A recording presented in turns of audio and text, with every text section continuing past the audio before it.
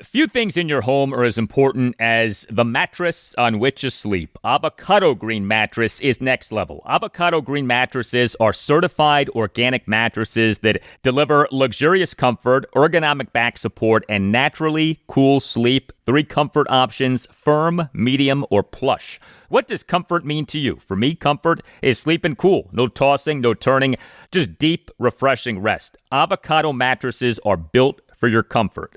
They're handcrafted from the finest natural organic ingredients for superior durability and are designed to last. Unlike mattresses with low-quality memory foam, those mattresses break down in a matter of years. And for those of you with back problems, Avocado mattresses feature thousands of steel coils individually encased in fabric pockets that flex independently to reduce motion transfer and support your body where it needs it most. You'll feel just as good getting into bed as you do getting out of bed. Also, Avocado offers up to 1-year sleep trials and generous warranties for your peace of mind. Head to avocadogreenmattress.com today and check out Avocado's mattress and bedding sale. Avocado, dream of better.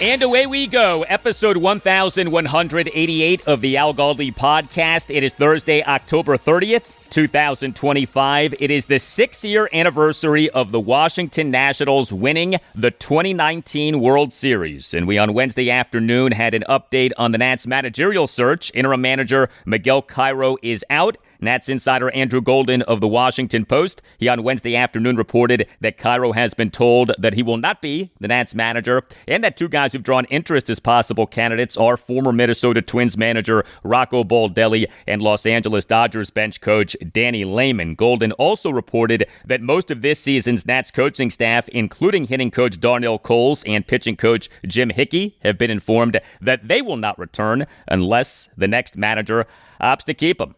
There has not been much reporting on this Nats managerial search. The previous reporting was that the Nats had interviewed 3 candidates: Cairo, Cleveland Guardians associate manager Craig Albernaz, who on Monday morning was announced as the Baltimore Orioles manager, and former O's manager Brandon Hyde. The Nats on October 1st announced the hiring of Boston Red Sox senior vice president, assistant general manager Paul Taboni as Nats president of baseball operations. He has a lot of work to do.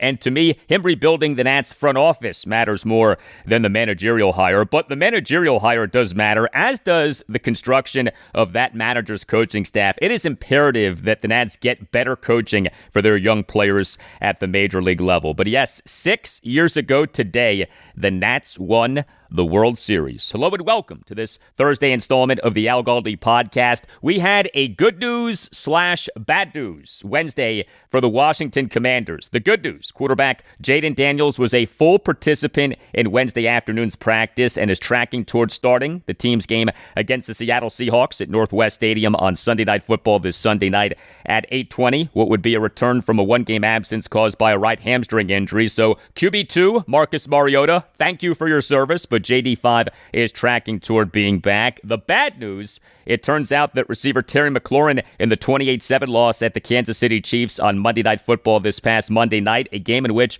McLaurin returned from a 4-game absence caused by a quadriceps injury, re-injured the quad, and he is out for this Sunday night against the Seahawks as the Commanders' horrendous injury luck for this season continues. Next segment, in-depth reaction to the good news on Jayden Daniels and the bad news on Terry McLaurin. The following segment, more on Commanders Seahawks, including the challenge that is the Seahawks defense, insight from head coach Dan Quinn on why the Commanders' rushing offense in the loss at the Chiefs was bad, and analysis from Quinn on the improvement of the defense in the loss at the Chiefs. You can hit me up on X at Al Galdi. You can email me the Al Galdi podcast at yahoo.com. Feedback to some things that I said on Tuesday's show, episode 1186, about the Commanders' loss at the Chiefs. Email from Dave in Israel. Writes Dave: Al, normally I would never expect an unnoticed bad call in a bad loss at the Chiefs to warrant an on-air read, but in this case, I think someone is owed an apology.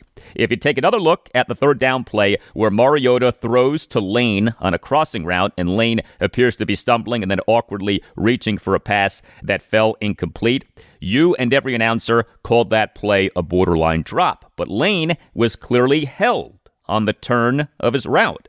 He had his man beat and the throw was perfect. Doesn't change the result, but in the moment, this was a big play and the game was in reach. Keep going, Lane. Need you to step up. Thank you for the email, Dave. So the play in question, 3rd and 5 for the Commanders at their 27 with 8:25 left in the third quarter. Receiver Jaylen Lane failed to make a diving catch on a shotgun incompletion by Marcus Mariota. The ball went off the hands of Lane, was nearly intercepted by safety Brian Cook. Lane was being defended by the Chiefs' number 1 cornerback, Trent McDuffie. I've watched the play multiple times.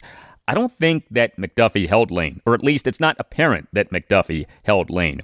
That just seemed like typical physical play between a cornerback and a receiver. But I was intentional in referring to the play as a catch that Lane could have made but didn't, as opposed to a pure drop. But Jaylen Lane has had some drops. I mean, just going through my notes, the 21-6 win over the New York Giants at Northwest Stadium on September 7th. 1st and 10 for the Commanders at their 41 with 2 minutes left in the second quarter. Lane had a drop on a pistol play action incompletion by Jayden Daniels. The 41-24 win over the Las Vegas Raiders at Northwest Stadium on September 21st, 3rd and 5 for the Commanders at the Raiders 19 with 1:29 left in the first quarter. Lane near the front right corner of the end zone had a drop on a shotgun incompletion by Marcus Mariota, who made a really good back shoulder throw on what appeared to be a free play. Maybe you remember this.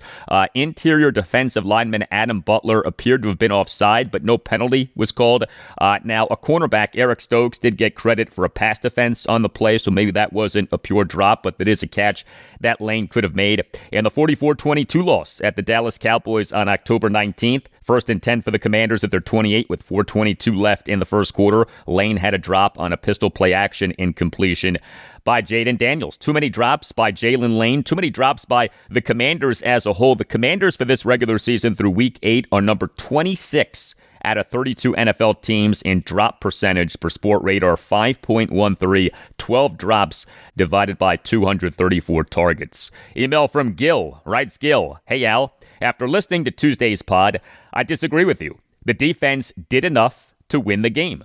The Chiefs had scored at least 30 points in each of the team's previous 4 games. We knew we needed to score 30 going in. Had the offense moved and possessed the ball in the second half, the Chiefs may have scored even fewer points. The biggest positive I saw was that our secondary wasn't getting consistently beaten. Most of the Chiefs' success was Mahomes buying time until a back or tight end slipped out of pass protection. This suggests that the receivers were covered. That's a plus. Also felt like there were fewer explosive plays and that the Chiefs, for the most part, really had to earn their touchdowns. Mahomes carves up every defense. We at least slowed him down. Our plan going into the year was for the defense to improve from atrocious to mediocre, then win with our elite offense. Monday night, the defense did enough. The offense wasn't elite. Must win against Seattle. Thanks for your work, as always." So, well, thank you for the email, Gil. The secondary on Monday night was better. I'm glad that Gil brought that up. Marshawn Lattimore may have had his best game with the Commanders. The defense as a whole on Monday night was better. But as I discussed on Wednesday's show, episode 1187, you can't say that the defense was good. The defense was better, but the defense wasn't good. Patrick Mahomes, yes, is an elite quarterback. He's already an all-time great quarterback, but he doesn't go nuclear in every second half like he did on Monday night. 17 for 19 for 210 yards, 3 touchdowns, and no interceptions. I mean, those are video game numbers. I can't just absolve the defense of Mahomes going nuclear in that second half. Now, to Gil's point, did the defense do enough to win the game? You certainly can make that case. That is a fair case to make. That is very much grading on a curve with the defense. But like Gil said, the plan for this season was for the defense to go from bad to at least mediocre and for the offense to lead the way. But that brings me to this. The offense, while it hasn't been bad, has not been able to lead the way like we hoped because of the injuries. And this is part of my frustration with the defense. In a season in which the team has needed the defense to shoulder a heavier load than expected, the defense hasn't come close to doing that. Circumstances have changed by the offense being hammered by injury. And yes, the defense has gotten hit by injury too, but not like the offense. Would it have killed this defense this season to rise up and be better and lead the way more than the defense was supposed to? Hasn't happened. Like in our house, okay? Stick with me on this. My son is in second grade. My daughter is in nursery school. The way that we do things in the morning is I make my son's lunch and my wife makes my daughter's lunch. Well, Wednesday morning, my wife needed me to make my daughter's lunch, and so I stepped up and I made her lunch. Yeah, I made both lunches. I made not one lunch, but two lunches. Gee, Galdi, what do you want, a medal? Yeah, actually, I kind of do. But circumstances changed. I was needed to make my daughter's lunch, and I rose to the occasion. The Commanders' defense has not risen to the occasion. Circumstances changed. More is needed from the defense, and the defense instead has provided less than what it was supposed to provide. However, the defense on Monday night was better, perhaps signs of encouragement. And to that end, email from Kevin writes, Kevin, I'm feeling better about this week, all things considered. Credit to the defense for a phenomenal first half. Forcing 2 turnovers was huge, and the defense played the Chiefs as well as anyone has all season for 2 quarters. If Jayden plays, I'd bet we win that game. Unfortunately, we did not have our stud at quarterback and couldn't capitalize on the turnovers. The first half offensive struggles hamstrung the offense in the second half. The Chiefs should have been playing catch-up, but we pounded the rock with Bill and Mariota and owned time of possession. Obviously, that's not what happened, and it feels really bad to lose by 21, but I was encouraged by the first half defense. If we can get 2 quarters of that D every game, I trust Jayden and the offense to deliver a win every time. All of that said, I still don't see a playoff light at the end of this season's tunnel without a legendary stretch to finish the season. Lots of ground to cover to get to 10 wins and a shot at a wild card. HTTR, and fingers crossed we get JD back in action this weekend. Thank you for the email, Kevin. Did you see or hear what Patrick Mahomes said during his post-game press conference late night on Monday night? We, during the presser, had this exchange. Right about responding, Patrick. How were you guys able to score 21 unanswered points there coming out of halftime? Yeah, when we got in the locker room, we talked about executing. It's sometimes you want to press and make stuff happen, especially on a big game like Monday Night Football, and we weren't doing that. They had more energy than we did, their defense versus our offense, and so we had to match their energy and execute at a higher level, and we were able to do that in that second half and start off that first drive, and then we kind of continue that momentum through the rest of the second half. So how about that from Patrick Mahomes on the Commanders' defense in the first half? Quote, they had more energy than we did, their defense versus our offense, end quote. That was quite the compliment from Mahomes. Catering by Uptown. It provides catering to perfection. Whatever event you're planning, especially a wedding, visit cateringbyuptown.com. Mention that Al Galdi sent you and see what Catering by Uptown can do for you. Attention, slacker grooms, slacker husbands-to-be. Get on this. Cateringbyuptown.com. Mention that I sent you and just hear Catering by Uptown out. See what Catering by Uptown can do for you regarding your wedding. If you're late to getting things organized, to getting things going, that's okay. Cateringbyuptown.com. Mention that Al Galdi sent you. You see, Catering by Uptown provides both great service and a great price. Catering by Uptown is a family business. It is run by the Pereiras, who are great Commanders fans and loyal supporters of this podcast. Catering by Uptown specializes in handling everything so that you don't have to. Catering by Uptown understands that special events deserve to be celebrated in style and thus takes care of every detail so that you can enjoy your event. Great service, amazing cuisine, and reliability are the foundation of what makes Catering by Uptown one of the most referred caterers throughout Maryland, Washington, D.C., and Northern Virginia. And know this, if you go to cateringbyuptown.com and click on venues, you can set up your own personal tour of one of Catering by Uptown's premier venues, including outstanding waterfront venues. Catering by Uptown offers the ability to coordinate services at over 100 of the best reception halls, vineyards, farms, historic homes, event venues, banquet facilities, and wedding venues in the area. Visit cateringbyuptown.com and make sure that you mention that Al Galdi sent you. That's cateringbyuptown.com and make sure that you mention that Al Galdi sent you.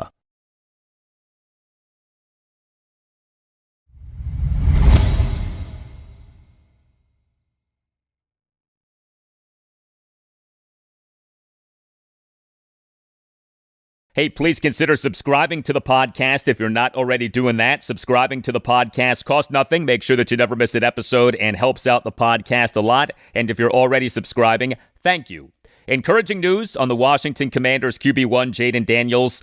Very unfortunate news on the team's WR1 Terry McLaurin. Sunday Night Football in Week 9 of the NFL's 2025 regular season has the 3-5 Commanders against the 5-2 Seattle Seahawks at Northwest Stadium this Sunday night at 8:20. The Commanders practiced on Wednesday afternoon. Their injury report for the practice featured 10 players, 5 offensive players, 4 defensive players, and a special teams player. On offense, Jayden Daniels, he on Wednesday afternoon was a full participant in practice. Great to see that. He, for the team's 28-7 loss at the Kansas City Chiefs on Monday Night Football this past Monday night, was inactive due to a right hamstring injury.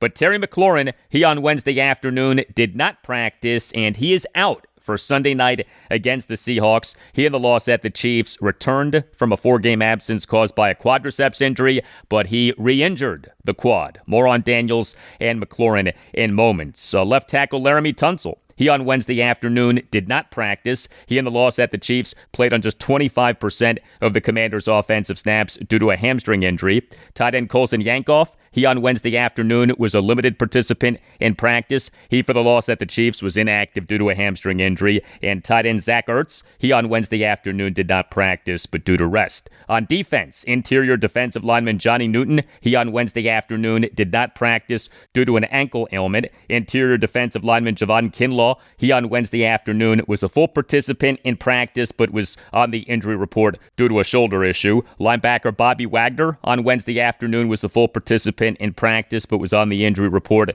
due to a thumb problem. And edge defender Von Miller on Wednesday afternoon did not practice, but due to rest. And on special teams, kicker Matt Gay, he on Wednesday afternoon did not practice. This due to the back injury that had him inactive for the loss at the Chiefs. But Jayden Daniels is tracking toward being back for this game on Sunday night. Commanders head coach Dan Quinn did a pre-practice press conference on Wednesday afternoon. During that presser, had this exchange between Commanders insider John Keim of ESPN and Quinn. So more about that plan with Jayden. What do you expect from him this week, and what is it that you're looking for, and I guess how tricky can it be with the hamstring issues coming back from that? Yeah, great. The plan is for him to practice full all week. And so today it will be slow moving, but he'll stay after, do extra, more routes, receivers, tight ends, and back. So it'll be a little bit adjusted for him based on his readiness going in, and also, not playing from Monday. So, but the plan is for him full all week.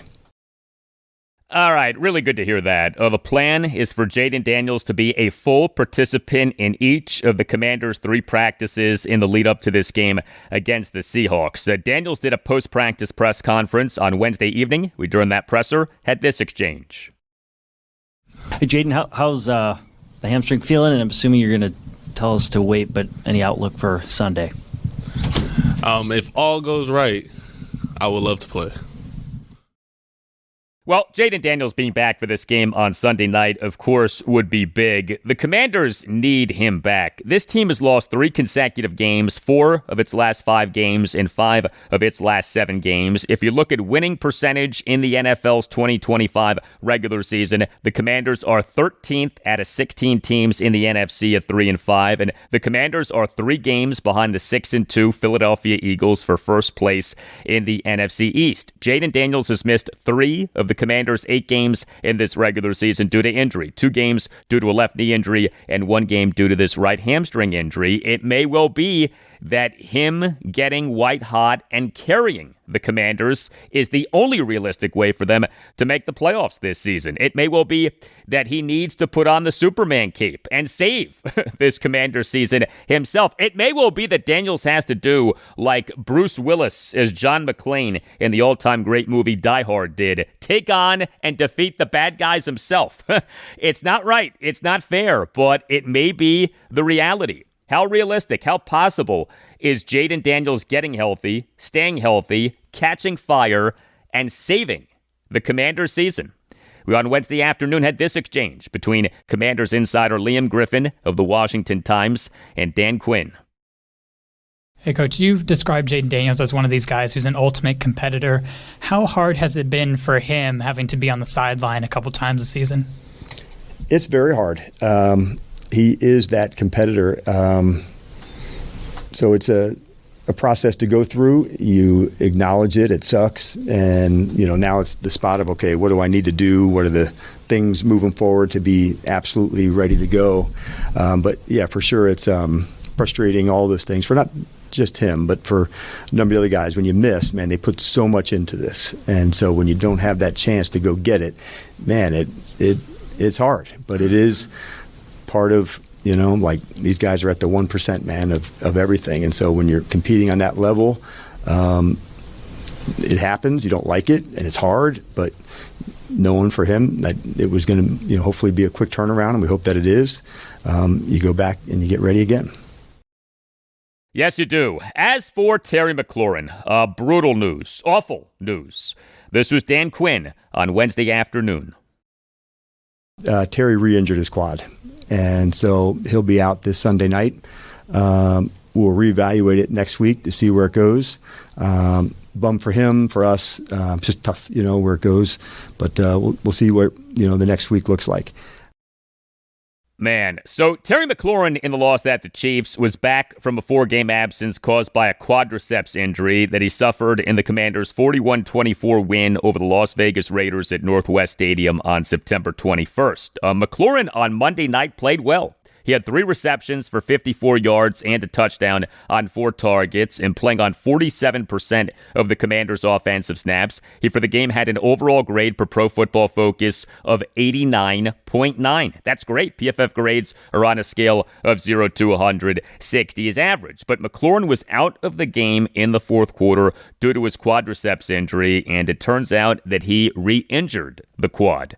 We, on Wednesday afternoon, had this exchange between WUSA 9 sports anchor Chick Hernandez and Dan Quinn. Was there any one particular play that Terry hurt himself on? There was. I believe it was on the sideline challenge catch. But I don't have that, can't say that for sure. But he made some significant plays for us. Certainly the one, the toe tap in the end zone was just, elite. Yeah, that was a lead. On a 3rd and 10 for the Commanders at the Chiefs' 11, quarterback Marcus Mariota had an 11-yard shotgun touchdown pass to Terry McLaurin with 58 seconds left in the second quarter. McLaurin made an outstanding catch in the end zone in keeping both feet in bounds. So what now? How long is Terry McLaurin out? Might he be headed for the reserve/injured list? We on Wednesday afternoon had this exchange between Commanders insider Nikki Javala of The Athletic and Dan Quinn. Any expectation of how long for him, or kind of is this worse, or? No expectations on that. Nothing long term of that we're under consideration for. So still early days, but we'll reevaluate it, see where we go and where it can take us. But too early to predict. Just like a day and a half later. Man, so there is major uncertainty with Terry McLaurin's health right now. He is set to miss his 5th game in this regular season. This is a guy who had been exceptionally durable, right? McLaurin, over his first 6 NFL seasons, 2019 through 2024, played in 97 of a possible 100 regular season games. He, over the 2021 through 2024 seasons, played in all 68 of Washington's regular season games. I tell you, this has been such an odd last 4.5 months for Terry McLaurin, starting with him on July 15th in that 32-plus minute session with reporters sounding off on his frustration with the Commanders and contract extension talks. Remember that? We had the training camp holdout. We had the training camp hold-in. We had him signing a contract extension that, once the true details emerged, was revealed to be very much a team-friendly extension and not the win that many people, fans and media, initially thought the extension was for McLaurin. We had McLaurin over the Commanders' first 2 games of this regular season having just 7 receptions for just 75 yards and no touchdowns on 13 targets. We had him getting injured on a 56-yard reception in that win over the Raiders. We had him having, disappeared while recovering from the quadriceps injury, with which there was some mystery. And now we have him having re-injured the quad. Just a strange, bizarre, disjointed last 4.5 months for Terry McLaurin. We on Wednesday afternoon had this exchange between Commanders insider J.P. Finley of NBC4 and Dan Quinn. Obviously been a rough 5-6 months for Terry. How is his mental status, and how do you try to reach out and just get him through it all? You just talk about it, as opposed to, avoiding it, and acknowledge, man, this sucks, and it sucks that we're going through it, but it also know you're going to be back too.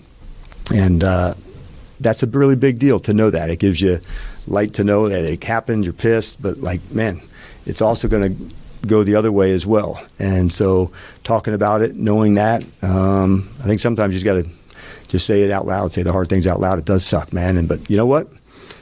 It's also the next chapter is going to be excellent. And that's going to be coming up here as soon as he possibly can. And we'll know more on that from the timeline as we get through this week. But just acknowledge it. I think that's the main thing.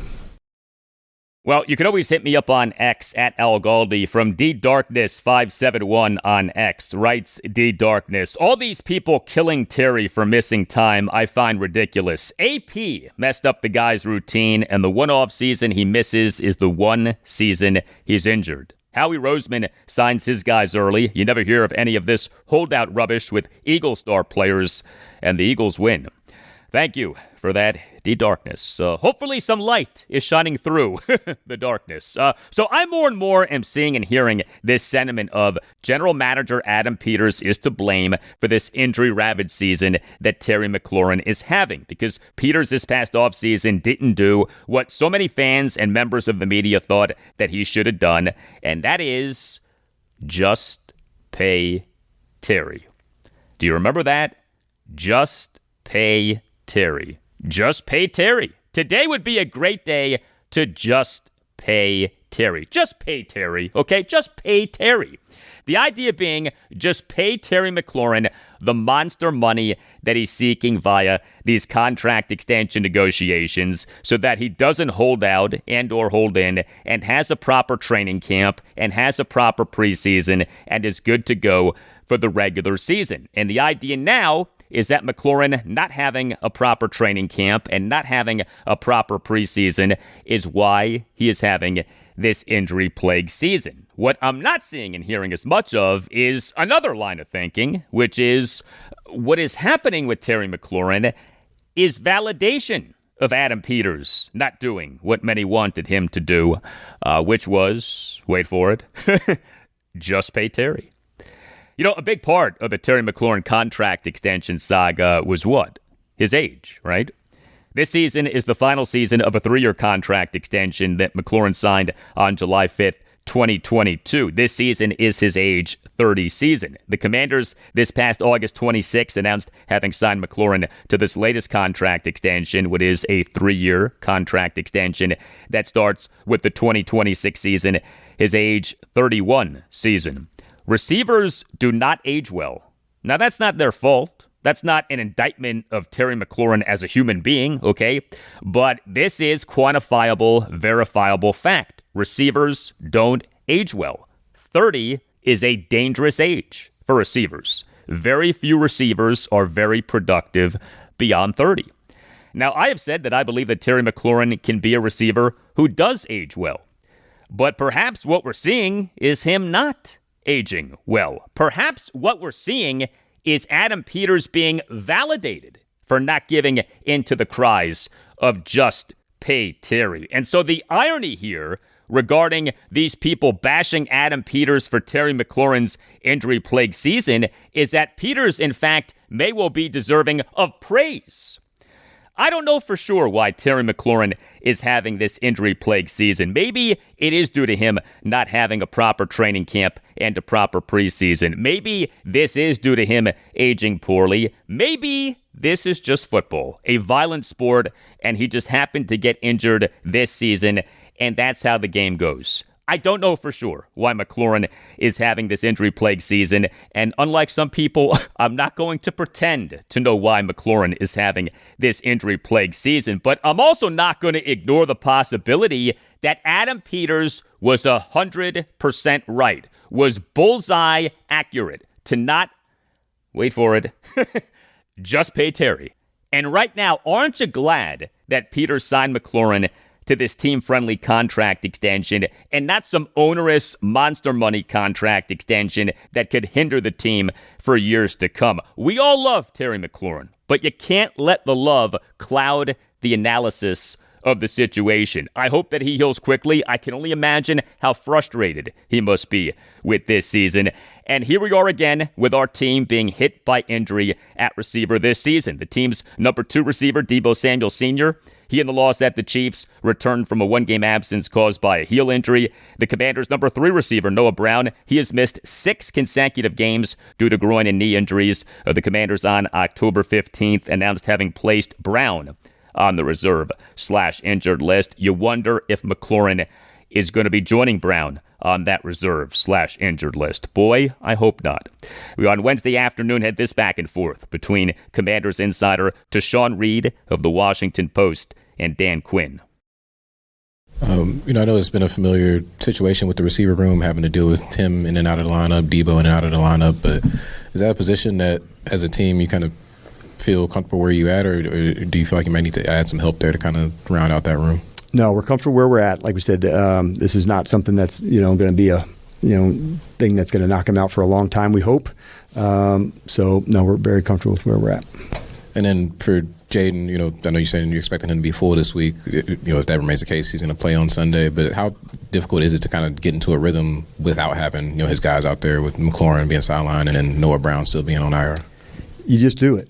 Like there's not like in our game, there's like you just have to figure it out and find a way. You make the choice and you go, and that's why like afterwards he'll stay after, get some specific routes, potentially with some specific receivers.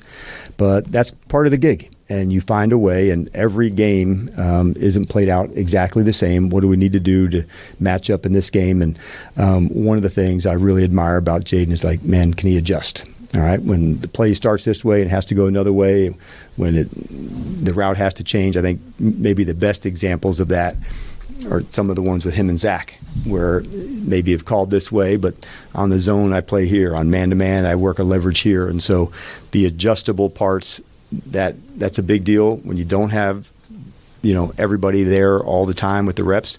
It's a factor, but one thing about Jayden, like, man, he's a great communicator, and like this guy figures it out. He just does. He's got that X factor to him, and that's how we got to get down. All right, and we, during Jayden Daniels' post-practice press conference on Wednesday evening, had this exchange between John Keim and Daniels. It'll be another week without Terry out there, and assuming you do come back, how frustrating or how difficult is it to build the passing attack you guys want when there's all these disruptions, guys in and out like that? I just think that's just football, and you got to be able to adapt, and I got to go out there and control what I can control if I'm out there, just like everybody else does. So it's very unfortunate that Terry won't be out there, but next man up mentality, and we got to go out there and control what we can control. All right, and we later in the Jayden Daniels post-practice press conference on Wednesday evening had this exchange between David Aldridge of The Athletic and Daniels. Terry's out, but assuming Deebo's good for next week, how much can he help you in a big, pretty much a must-win? Yeah, I think you've seen his role kind of, when I came back the Chargers game. And what he did. So, we just got to find ways to get him some touches, let him be Deebo, and that's a part of the plan. But, we got other guys that got to step up and make plays also.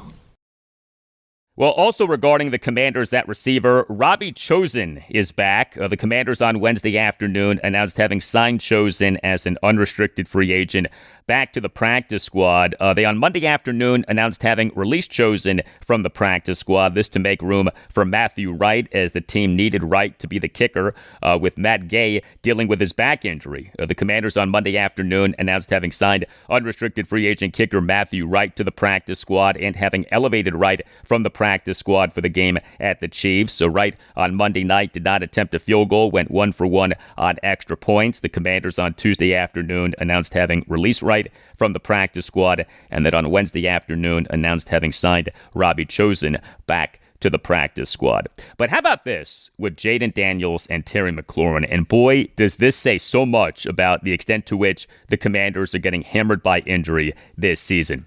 Daniels and McLaurin, because of their injuries, have played together in just 2 games in this regular season. That's it. 2 games. The Commanders' QB1 and WR1.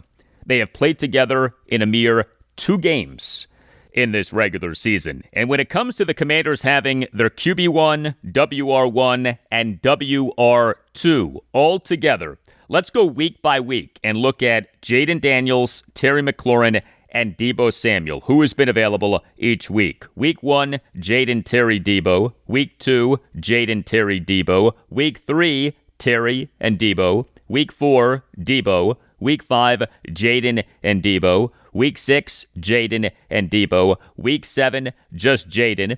Week 8, Terry and Deebo. Week 9, Jayden and Deebo.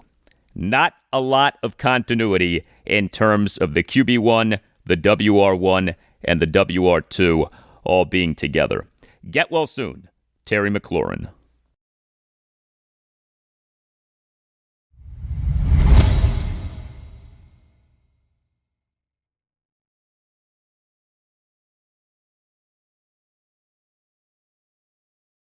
More now on the Washington Commanders, off them practicing on Wednesday afternoon in preparation for their game against the Seattle Seahawks at Northwest Stadium on Sunday Night Football this Sunday night at 8:20. Where are we with the Commanders as they have lost 3 consecutive games, 4 of the team's last 5 games, and 5 of the team's last 7 games? During head coach Dan Quinn's pre-practice press conference on Wednesday afternoon, had this exchange.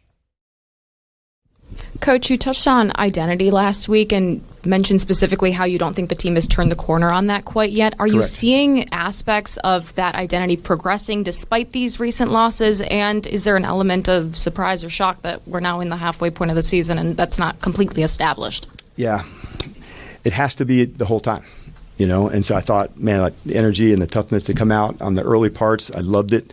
And it felt, you could feel it. Like I know what it looks like. There's not a number that I put on it, but I know what it looks like and feels like. But it does have to be the entire time. And there was parts of the first half I liked. There was a 2-minute on offense, went down, got points. Defense got a stop to go in at the half. We missed some chances, but I liked what that looked like. But the race isn't. It has to be the whole time. And so that's what we're chasing after.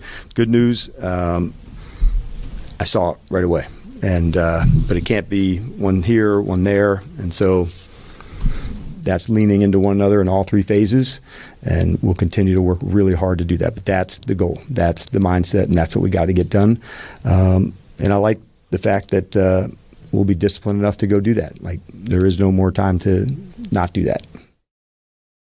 No, there's not. Now, the Commanders' game against the Seahawks is the Commanders' final game until the 2025 NFL trade deadline, which is this Tuesday, November 4th at 4 p.m. Eastern. Might the Commanders end up being sellers? It is painful to think like that because this season was never supposed to be a season in which the Commanders were sellers, but circumstances have changed. Circumstances have been altered. To me, if the Commanders lose on Sunday night, they should be sellers regarding the trade deadline, and I do believe that the Commanders have some interesting trade chips, namely receiver Deebo Samuel Sr. and interior defensive lineman Daron Payne. But we on Wednesday afternoon had this exchange between Commanders insider J.P. Finley of NBC4 and Dan Quinn. And then you've talked about, you and AP talk all the time about the roster. How do those conversations change as you approach the trade deadline? As he, like this time of year, there's a lot of talk, obviously, and but he's on top of it. He and his staff going through what, when people call and go through and evaluate things. But the pro scouting department's a big part of the trade part too, because they grade all the players in the league, all the teams, different divisions. So right now you could go and look on a player X, this team, this position, and there'd be a write-up on them. And so every team has that. And so most of the time there's just a lot of talking, but he does a great job of keeping me informed of, if there was ever a discussion that was serious or not. But, as it gets closer, we would talk if things did. And last year it did.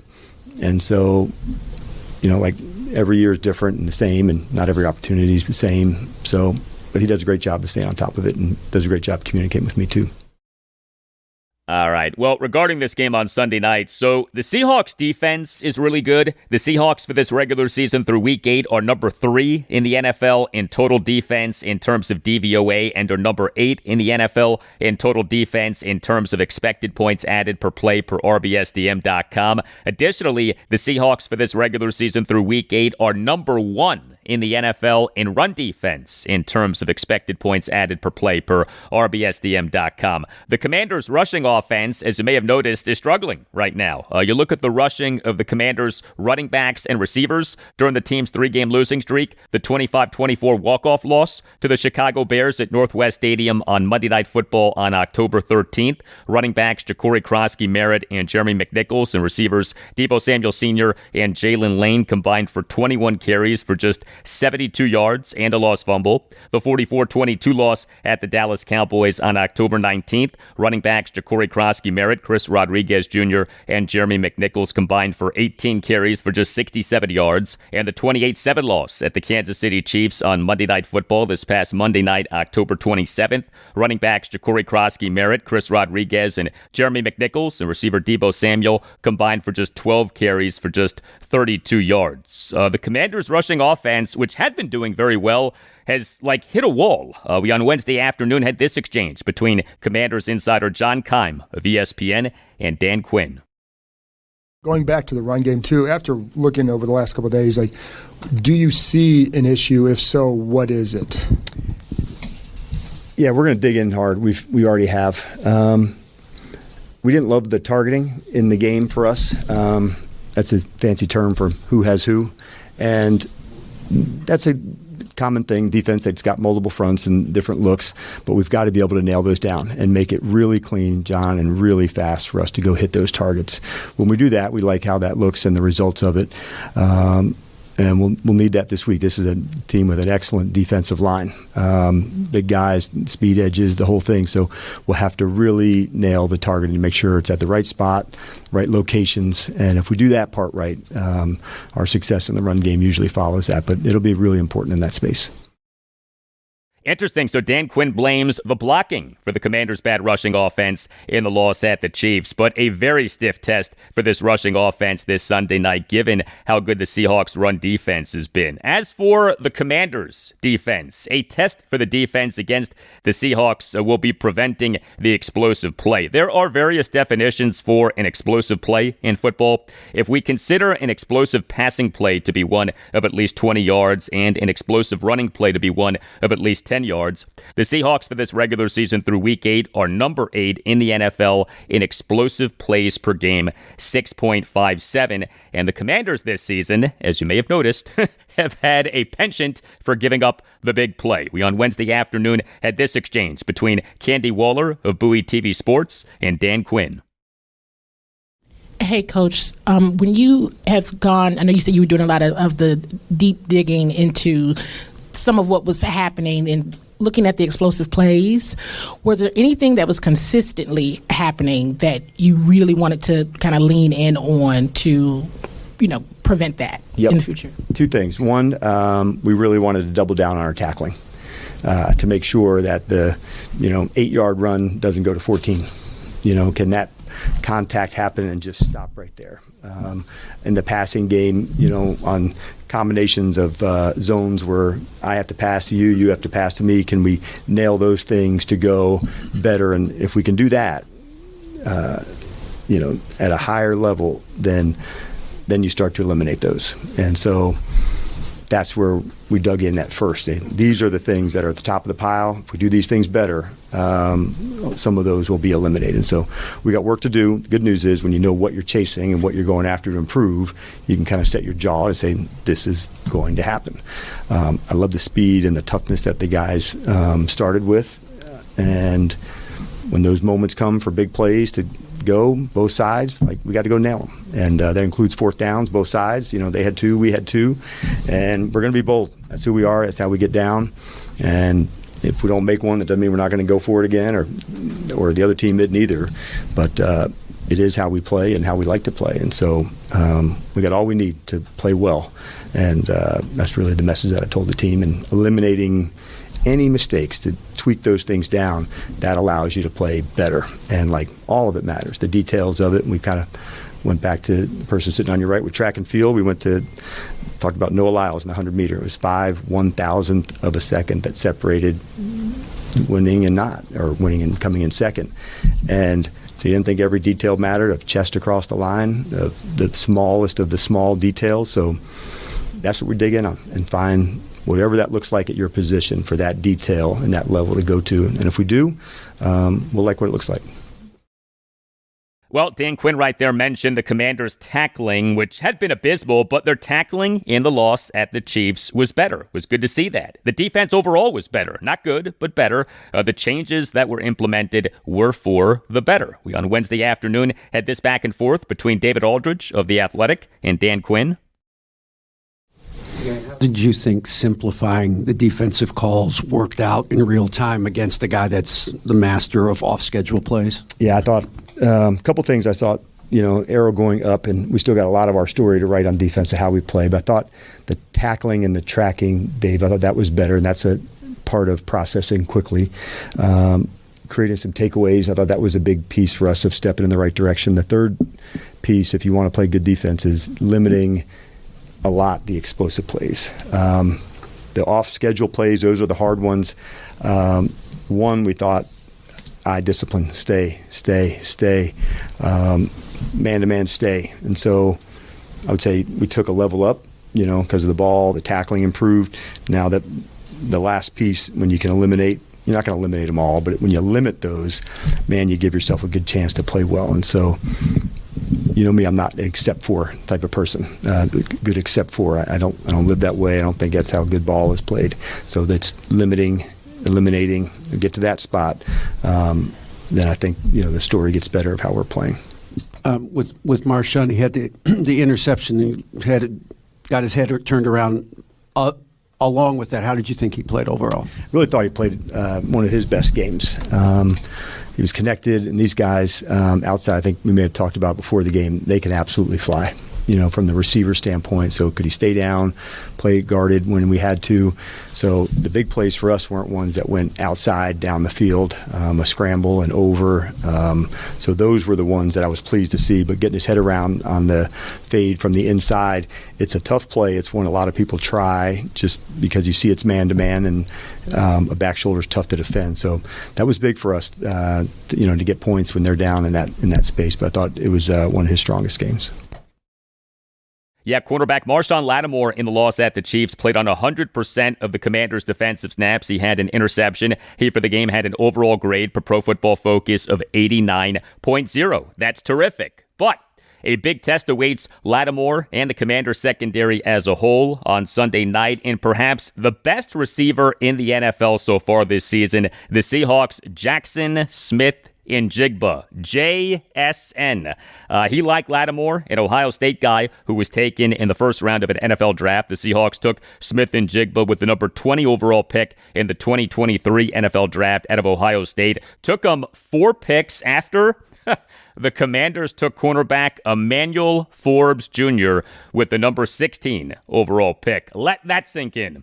Smith-Njigba for this regular season through Week 8 is number 1 in the NFL in receiving yards, 819. Is tied for number 6 in the NFL in receptions, 50. Is number 8 among all qualified players in the NFL in yards per reception, 16.38. And also, this Sunday night is the game debut of the Commanders' Redskins-like alternate uniform, the Super Bowl era Alt Uni, the championship Alt Uni.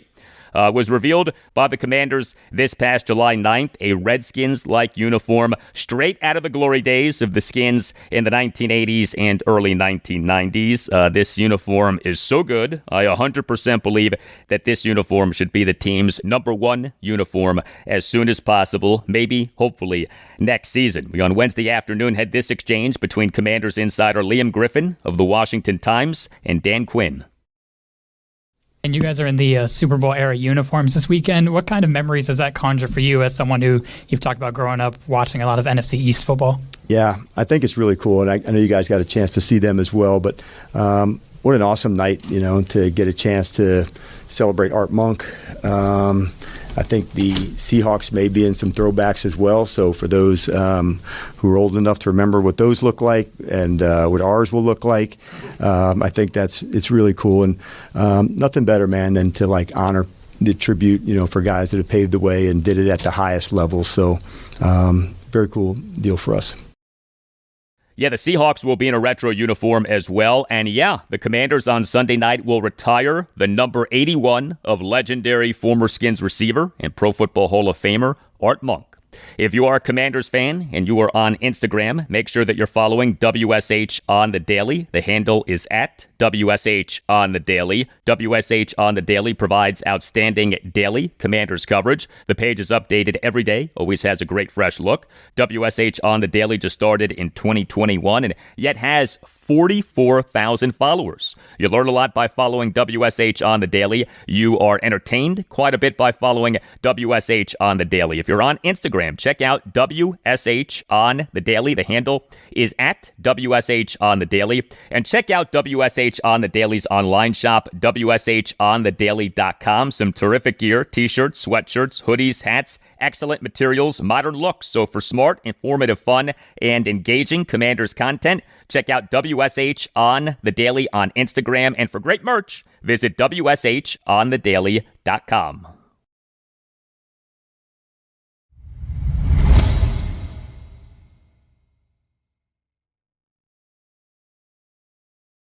And that'll do it for you and me for now. Keep the feedback coming. You can hit me up on X at Al Galdi. You can email me the Al Galdi podcast at yahoo.com. Friday show, episode 1189. We'll have much more on the Washington Commanders. In-depth preview of their game against the Seattle Seahawks at Northwest Stadium on Sunday Night Football this Sunday night at 8:20. Also on Friday's show, I'll talk college football week 10 of the 2025 season regarding the FBS teams of the Mid-Atlantic region, including Maryland, home to number 2 Indiana on Saturday afternoon at 3:30. And on Friday's show, we'll discuss our Washington Wizards. The Wizards are at the Oklahoma City Thunder Thursday night at 8. Have a great rest of your Thursday, and I'll talk to you on Friday.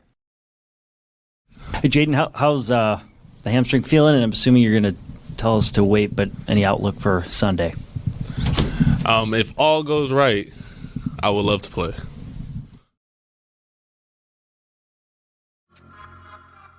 What is up, Pacer Nation? I'm Alex Golden. And I'm Mike Facci, and we are the hosts of your go-to Pacers podcast, Setting the Pace. That's right, Facci. Tune in for your daily dose of Pacers basketball Monday through Friday, breaking down every game, transaction, and news around the Eastern Conference champs. From the late-game heroics to Carlisle's chess moves, we're bringing the energy, the insight, and that pep in the step that you won't find anywhere else. So hit that subscribe button and join the conversation. Let's go, Pacers!